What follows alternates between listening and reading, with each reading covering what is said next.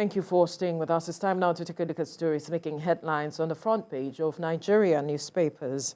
And I begin with the Nation newspaper. The major story here says, APC top positions, why Adamu Omisore lost out.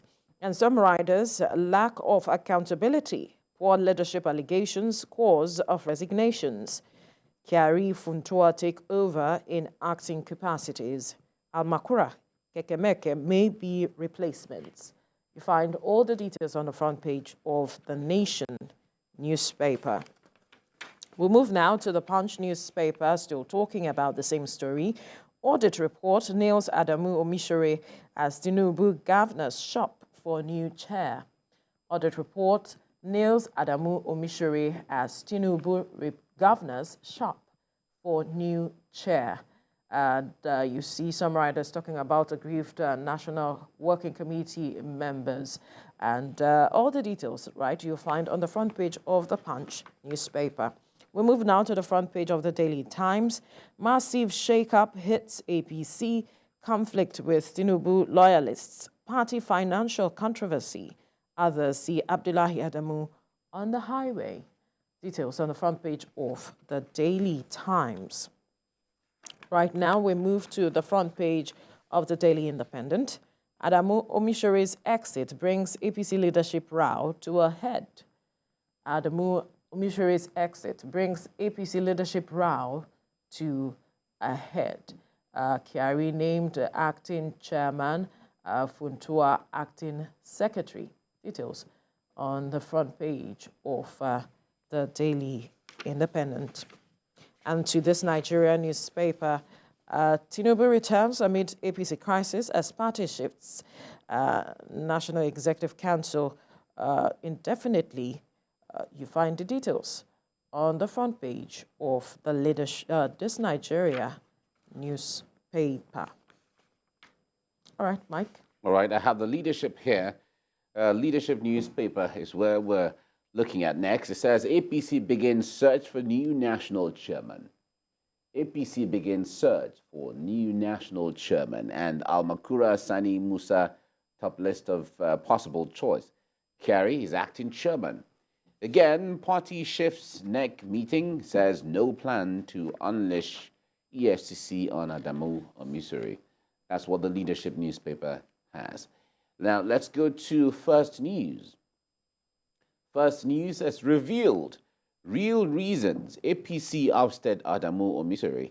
The party confirms national chairman secretary's resignation, postpones NEC caucus meetings indefinitely as Kyari emerges acting chairman. The 7 controversial moments under sacked party chair. Right, you find this on the front page of the First News. Blueprint newspaper is next. Blueprint says as Kyari emerges acting APC chair, Adamu's tenure comes under EFCC probe, and Fuanta replaces Omisore. Caucus NEC meeting postponed. Why ex-party chair was sacked. The report is detailing all of the intrigues and all of the issues around there and all the allegations. That's the Blueprint newspaper. Nigeria News Direct is next. And it says, fight against insecurity, Army most challenged component of armed forces. The Chief of Army Staff is quoted as saying this. Army most challenged component of armed forces. Service chiefs roll out strategy to end insecurity. Reps call for establishment of Defense Space Force. Okay, that's what you see on the front page of that Nigeria News Direct. And then the Guardian newspaper is next. The Guardian says Nigeria spends over 99% revenue to service debt as inflation bites harder. Nigeria spends over 99% revenue to service debts as inflation bites harder. That's what the Guardian newspaper has. And from there, let's go to Business Day. Business Day says higher food prices fuel inflation amid emergency. Higher food prices fuel inflation amid emergency. That's what the Business Day has. And the last one we're looking at now is Daily Trust newspaper. Daily Trust says tough times for families as inflation soars to 7-year high. Tough time for families as inflation soars to 7-year high. Food beyond reach. Citizens are saying this. Kwara, Lagos, Kogi, worst hit. Zamfara, Sokoto, Borno least. All right. Women begin strike in Taraba. Right. You could read the details of why they're striking. Figures not reflection of reality. An expert is quoted as saying this. Right. That's what we have on the front page of a Daily Trust newspaper. Veronica. Right, Mike. Let's look at this story that is on all the papers, practically all the papers this morning, talking about the resignation of the APC's chair that has been confirmed, because initially there were speculations as at Sunday.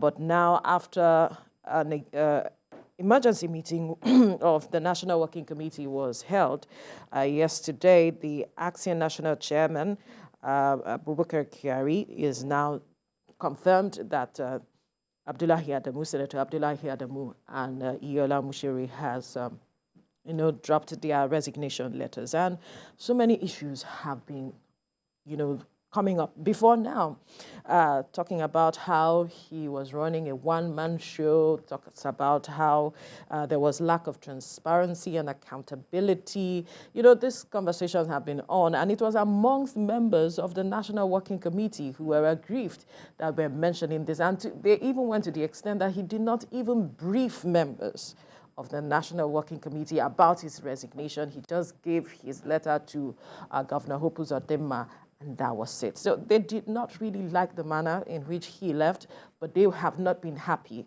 with his style of leadership. Yeah, the point there is, this is not the first time. Well, to a great extent, when allegations come, they always often say, well, it's an allegation, and because the case has not been taken to court, so yeah, it remains your word or their words against his and his against theirs.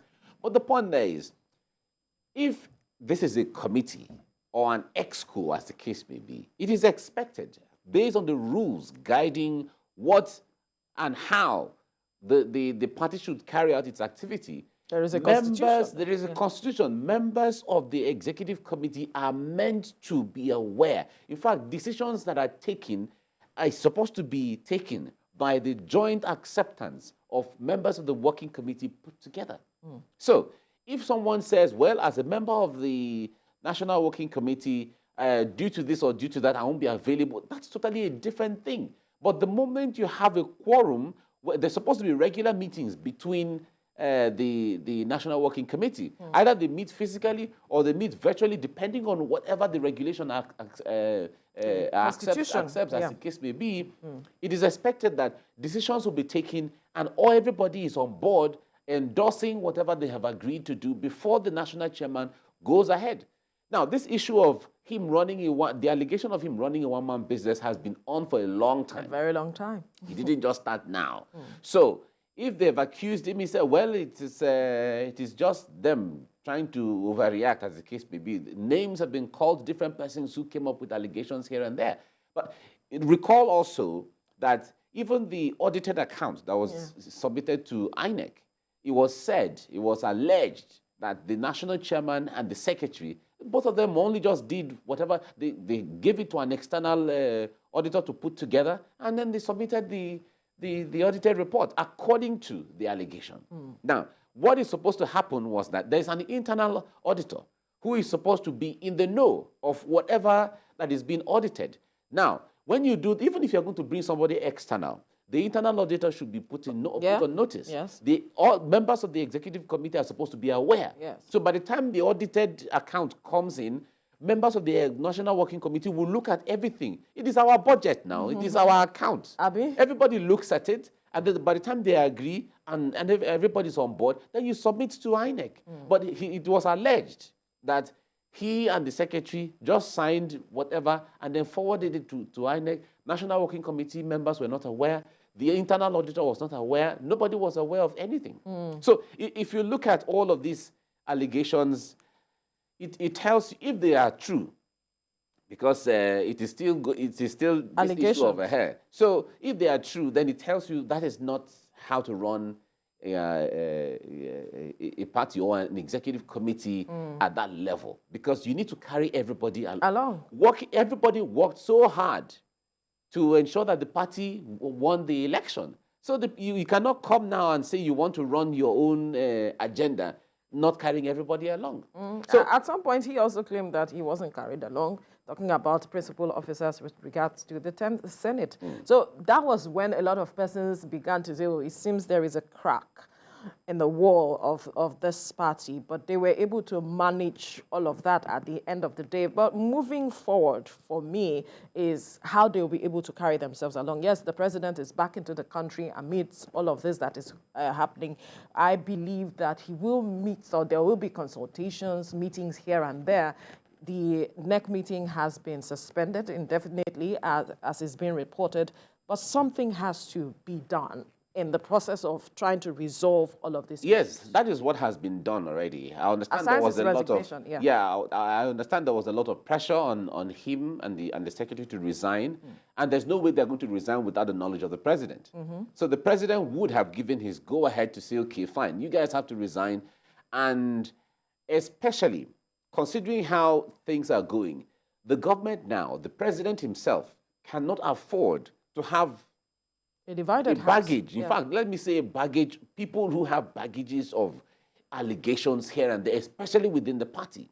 He cannot afford that right now, because if the optics are not good, then it rubs off on the entire government, because the government now is owned by the APC. So we expect that the president, who is the leader of the party, will, in his body language, in his spoken word, will stand against anything that is going to dent the integrity of the entire government, by either through the political party or the government, as the case may be. And we also expect that even in the ministers that will be revealed anytime soon, anybody that there are allegations for this, you will have to resign immediately.